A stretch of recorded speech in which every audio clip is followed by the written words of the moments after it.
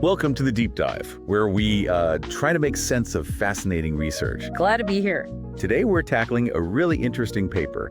It's at that intersection of machine learning and, well, a critical area, digital pathology. Ah, yes, the CountPath paper. Automating fragment counting in digital pathology. Exactly. Now, counting little bits of tissue on a slide maybe doesn't sound like the most glamorous AI task at first. Yeah, perhaps not. But this one grabbed us because it's using some pretty sophisticated AI for something really fundamental, ensuring diagnostic images are, accurate. That's absolutely right. Because before a pathologist even starts their analysis, there's this vital QC step, quality control. Checking the fragments. Yeah, making sure the number of tissue fragments you see on the slide matches what was noted down way earlier during the macroscopic processing. Sort of like checking the packing list against the delivered items. Exactly like that. If the count's off, if something's missing or extra, it can seriously mess up the diagnosis down the line. Okay, I see. So this paper is looking at how ML can take over, or at least help with, that check. Precisely. Automate and improve what's traditionally been a very manual, human-driven task. Okay, let's dig into that manual process then. Why is it such a challenge? The paper mentions IMP Diagnostics. Right. They highlight that it takes a huge amount of time there. We're talking 4 to 5 hours twice a day, just counting fragments across, thousands of slides. Wow, that's a massive time sink. It really is. And besides the time, there's the human element. Repetitive counting, errors happen. Sure, your eyes glaze over after a while. And then there's the subjectivity. This is a big one. What counts as one fragment? Right, like if a piece breaks in two during processing, is that one original piece or two new ones? Exactly. Different scientists might count that differently. It introduces inconsistency. And the paper mentioned this actually causes problems, right? Like needing reviews. Yeah, quite often. At IMP Diagnostics, they said these count discrepancies trigger reviews for maybe 20 to 30 cases every day. Every day. That many. Yep. And for up to 5 of those, they actually have to go back, find the original tissue block, and recut new sections. Whoa. Okay, so it's not just a minor inconvenience. It has real workflow impact. And potentially impacts diagnostic accuracy, which is, the most critical part. Getting that count right is fundamental. Which naturally leads us to CountPath, the automated solution they're proposing. The proposed system, yes. It seems to build on some earlier work. I think they mentioned using things like YOLOv9 and faster CNN for colorectal biopsies before. Yeah, so there's some history there. What was the main aim with this project with CountPath? The big goals were, first, improve the accuracy of the count. Second, cut down that massive manual workload.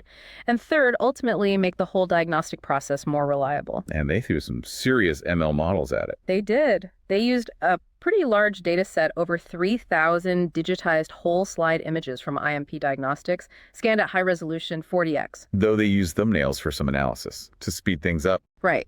1024 by 1024 thumbnails, much more manageable for training some models initially. It's a practical step. And it sounds like they really considered the different ways tissues appear on slides. Oh, definitely. Single fragments, multiple distinct fragments grouped together, even cases where you have sets of identical fragments repeated across sections. They wanted the data to reflect reality. Which makes sense. Yeah. And the annotation, the labeling of all this data. Yeah. Sounds intense. It had to be. They had pathologists and biomedical scientists both review each case.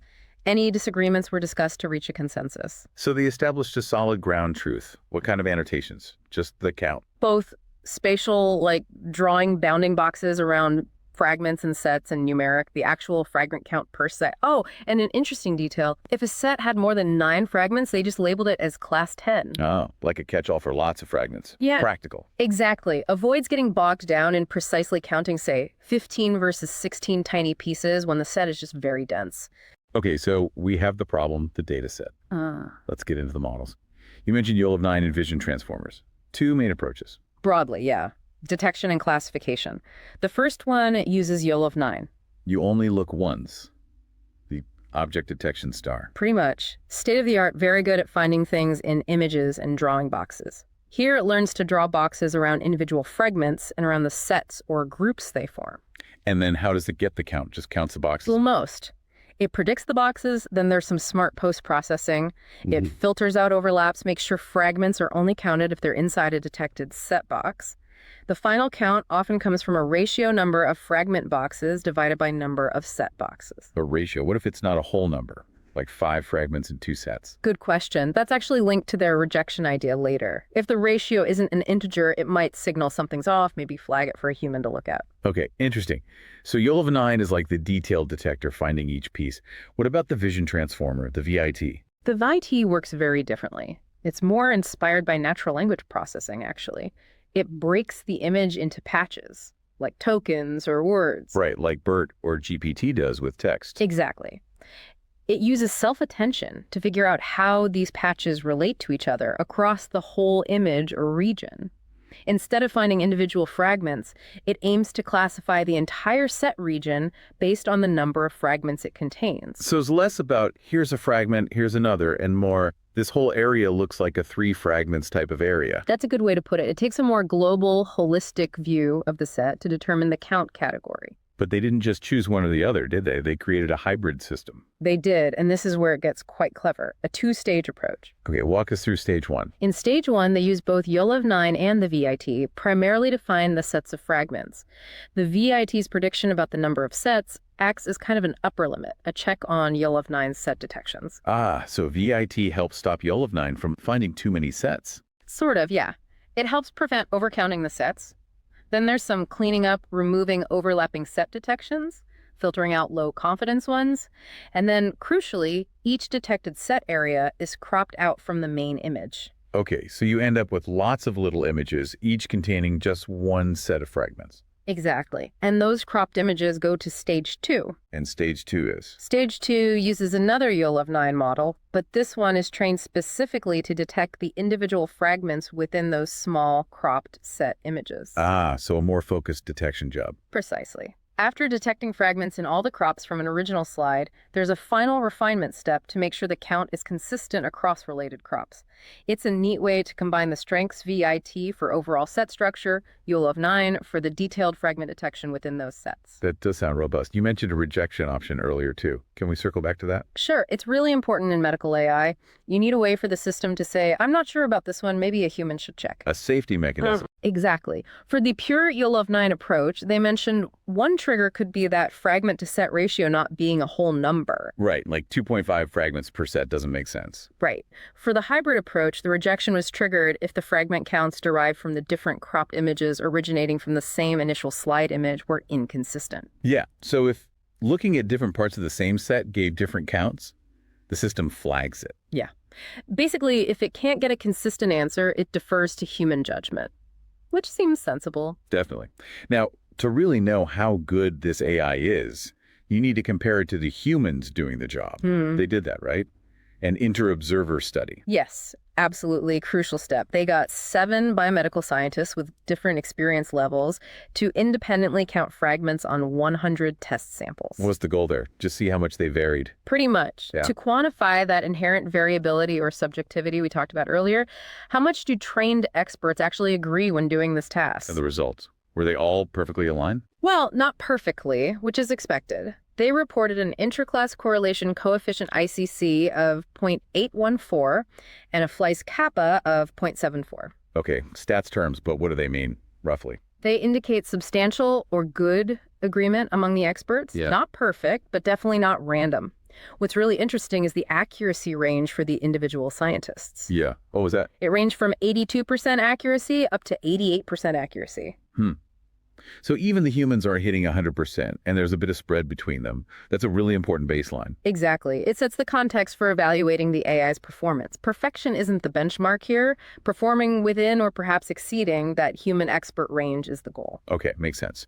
So let's get to the AI scores. How did CountPath actually perform on the test set? They did the standard train validation tests split with their data. Lots of pre-processing too, resizing images, normalization, data augmentation like flipping and color adjustments to make the models more robust. Standard ML practice, what were the headline accuracy numbers? The hybrid method, the 2-stage one, was the best performer. It hit 93.2% accuracy, just raw. Pretty high. Yeah. And when they applied that rejection option, flagging about 4.5% of the samples as uncertain, the accuracy on the remaining samples went up to 94.9%. Wow. So the rejection filters out the harder cases and boosts accuracy on the rest.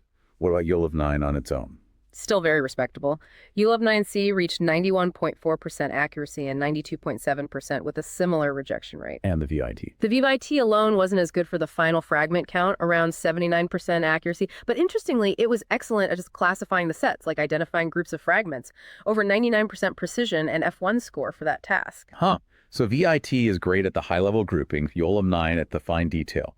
Reinforces why the hybrid approach worked well. Seems that way, but the really crucial comparison is against those human experts on that specific 100 sample set. Right, the head-to-head. Yeah. How did the hybrid AI do there? On that set, the automated hybrid method achieved 86.0% accuracy. 86%. And the humans range from 82% to 88%. Correct, with an average human accuracy around 84.9%. So, the AI is performing right within the range of human experts. Exactly. It's smack dab in the middle of that range. And actually, its score was slightly higher than the average human score. Was that difference significant? They noted it wasn't statistically significant at a 5% level in the study, but still, performing comparably, even slightly better than the average, is a major finding. Absolutely. It suggests this AI can perform this specific, time-consuming, somewhat subjective task, basically, as well as trained humans can. And potentially more consistently, without getting tired or having variations between individuals on different days. Huge implications for pathology labs,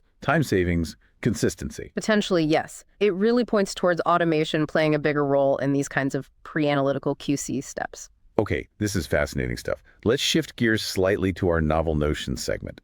This paper is a great piece of work, but where could this research go next? Any speculative ideas?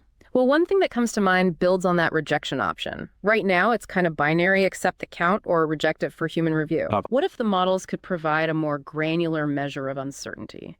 Not just confident or not confident, but a continuous score indicating how confident it is about each fragment detection or each set boundary. Ah, like a percentage confidence score for every little piece it finds. Sort of, yeah. Or maybe for the overall slide count. This uncertainty score could then be used to prioritize which slides need human review. Instead of just reviewing the rejected ones, you could review, say, the 10% of slides the AI is least certain about. Exactly. Focus the limited expert time on the genuinely ambiguous cases, not just the ones where the system hit a specific inconsistency rule. That sounds way more efficient. What's the potential impact? You could seriously optimize the QC workflow in labs. Faster turnaround times, maybe even catching subtle errors on slides the AI is mostly confident about, but still has some slight flags on. It also ties into this bigger trend of explainable AI in medicine, understanding why the AI gives an answer or how sure it is. And maybe tracking that uncertainty could even reveal insights about image quality itself. That's an interesting thought. Yeah, perhaps certain staining issues or tissue types consistently generate higher uncertainty. That could be valuable feedback. Cool idea. What else? Got another notion? Another area thinking bigger picture is about generalization.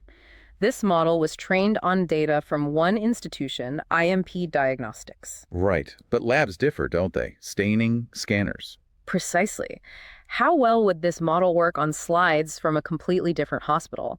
That leads to the idea of federated learning. Ah, the technique where you train models across multiple places without sharing the actual patient data. Exactly. Each lab trains a version of the CountPath model on its own local data. Then, instead of sharing the sensitive images, they only share the model updates the learned parameters, essentially. And these updates get aggregated into a global model. Right. You could potentially build a much more robust, generalizable fragment counting system trained on diverse data from many labs, reflecting variations in practice. It tackles the data privacy barrier head-on. What would be the payoff? A truly widely applicable QC tool. It could be especially huge for smaller labs that just don't have enough local data to train a really good model from scratch. A federated model could give them access to state-of-the-art performance. So it addresses the single site limitation of the current study. What's the likelihood here? Feasible. Technically, federated learning is advancing rapidly, so it seems feasible. The bigger hurdles might be things like getting institutions to agree on protocols, standardizing annotations slightly, and navigating regulations. So maybe medium probability of widespread adoption soon, but high probability it's technically doable. Fascinating potential, though. Just a reminder for everyone listening, these are speculative ideas we're kicking around for discussion based on the paper. Absolutely. Food for thought. So wrapping this deep dive up, what's the main takeaway from the CountPath paper? I think the key message is that automating this fragment counting task using modern AI, specifically this hybrid YOLOv9 and VIT approach, is not only feasible but can achieve performance comparable to human experts. Right. It shows real promise for improving efficiency, reducing that subjectivity problem we discussed, and potentially enhancing diagnostic reliability. The impact could be significant. Streamlined lab workflows, more consistent quality control, which hopefully translates to better patient outcomes. Definitely. And it leaves us with a provocative thought, perhaps. As AI like this gets more integrated into pathology, how does the job of the human expert change? What new skills become crucial when you have these powerful tools assisting you? That's the big question facing many fields right now. Collaboration between human expertise and AI capabilities. Something to ponder. Well, this has been incredibly insightful. For anyone wanting to dig into the original research themselves, we've put a link to the paper right there in the description. Definitely worth a read if you're interested in the technical details. Thanks so much for walking us through it. And thanks everyone for tuning into The Deep Dive.